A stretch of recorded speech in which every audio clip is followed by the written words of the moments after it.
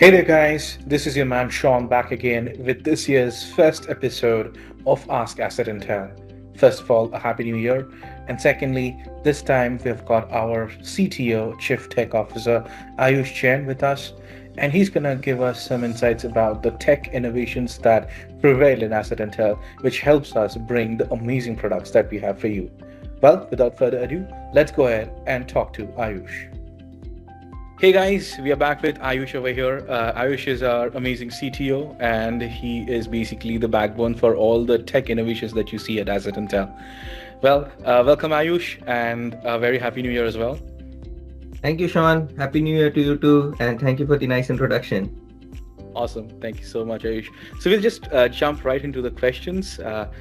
To start off with, Ayush, if you could just tell us a little bit about your path in becoming the CTO at Asset Intel, and what has been your journey been like? Yeah, sure. So my path to becoming a CTO was shaped by a lot of courage, fun, fights with Human and Kenny, uh, but also it involves a lot of technical experience that I brought with my past companies. Traditionally, when you think about a CTO, in a bigger corporation, you think about decades of experience or multiple leadership roles. In a startup, it's a lot different. Experience is still crucial, it is important, but the courage is a very important factor. Courage to build a product and the team, from scratch. The confidence that you have, to build such a team is the key to becoming a CTO. And on top of that, you need to build that trust with your founder. Now, when I first moved to the US, probably in 2014, I was doing a lot of entrepreneurial projects. I was building, things that could help me, bring a name, to get a good job, to get, placed in one of the fangs. At that time, fangs were more popular. Right. And I was actually building real applications. My first project, when I was in the US, had 3,000 real users using the system. And that's what caught attention of Human. He was at Rutgers University, working as a project manager, and he saw my profile and he hired me as a student developer for one of the federal highway projects.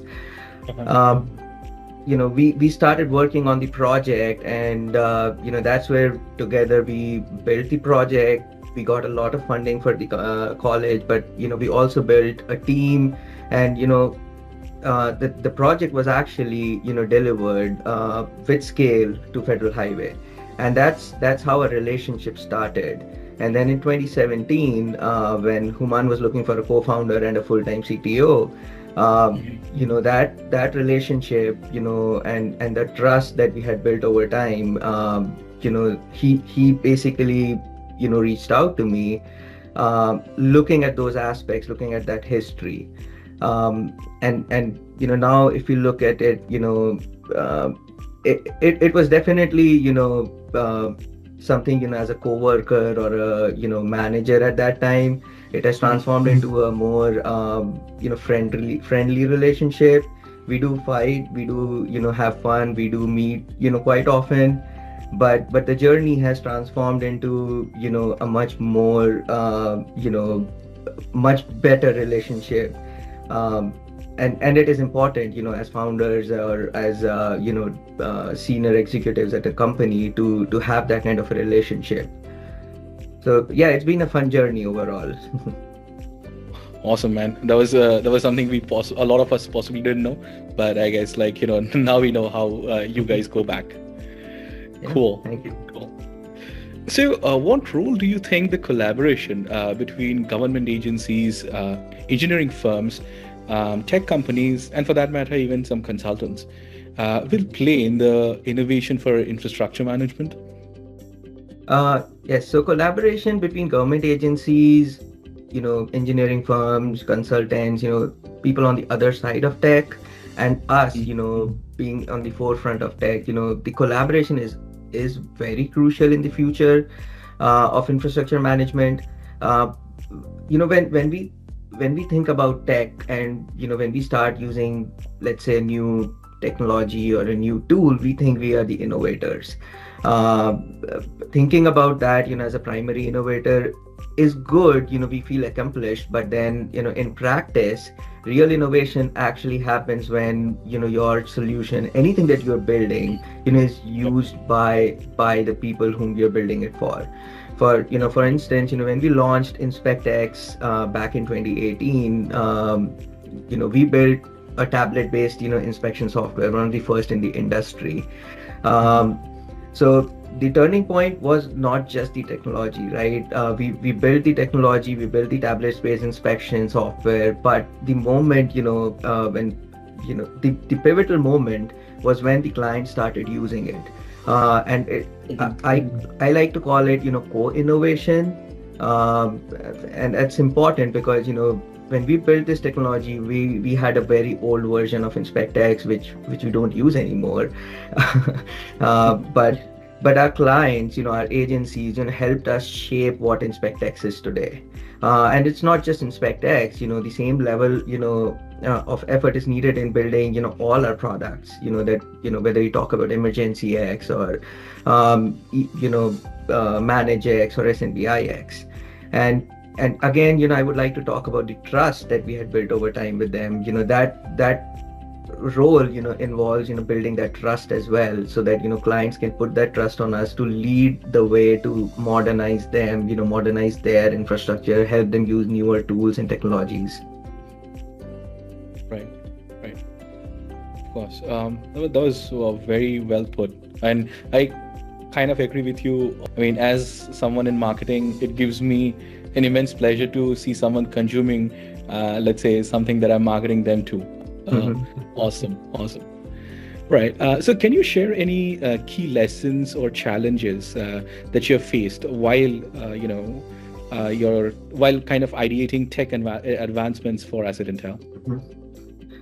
Yes, absolutely. So one of the key lessons, the biggest lesson that I've learned over time is to be patient. In this fast changing, evolving world, when you think about it, things are so much different. Even like last year, we were just talking about AI, and now, every product has AI in it. It's a big change that is happening. Instead of, getting carried away with all of these advancements, we need to take a step back. We need to be patient, when we are building products for our users.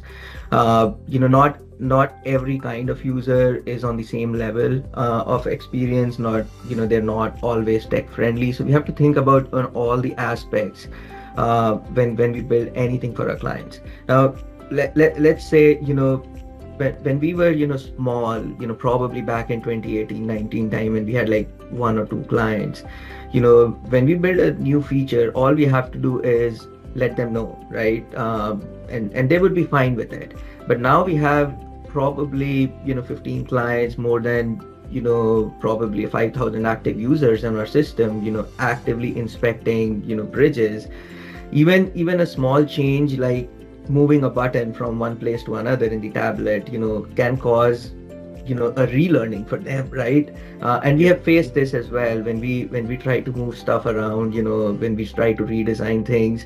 We got, support tickets, for simpler stuff like, where is this button now? I can't seem to find it. And it was literally right there. We just moved it from, left to right, and that's all we did.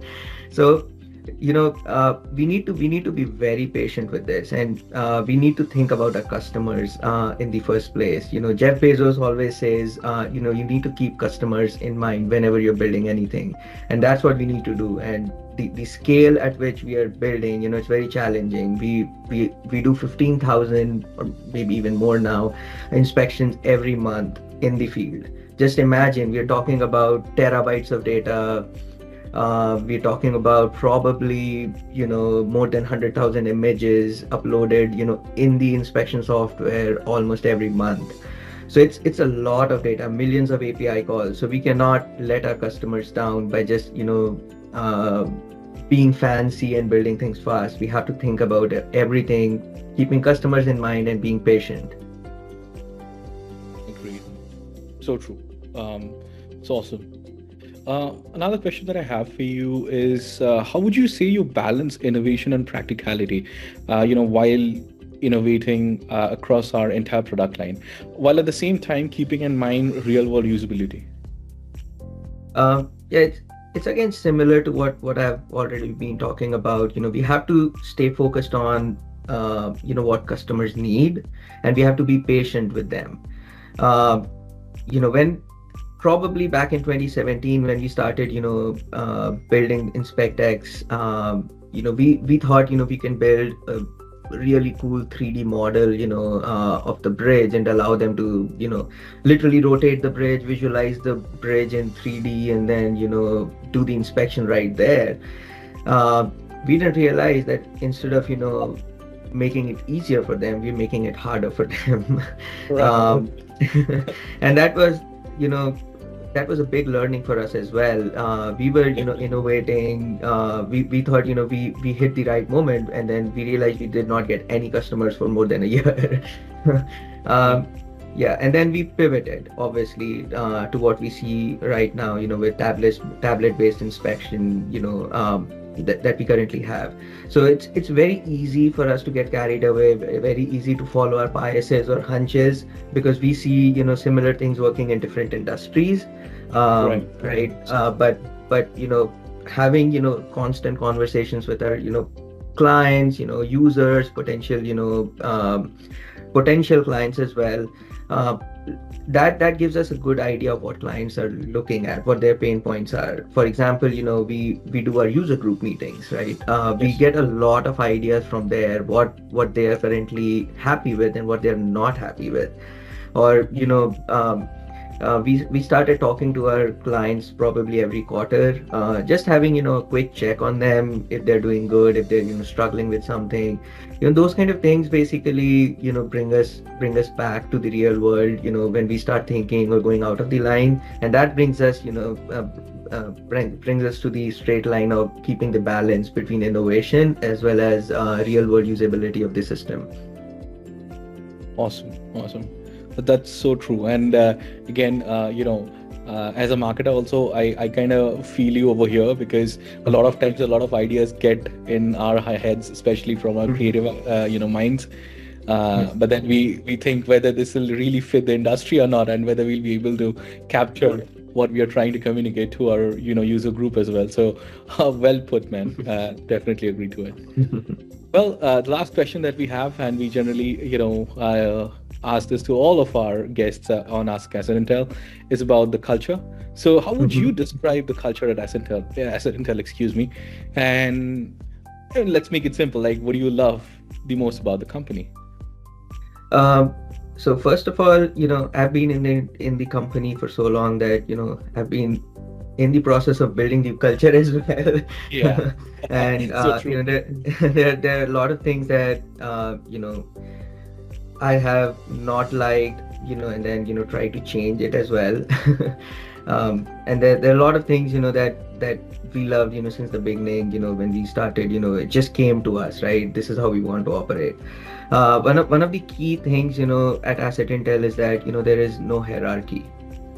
We don't talk to anyone in a way that, okay, you are a senior person, or you're the CEO. When we talk to human, right?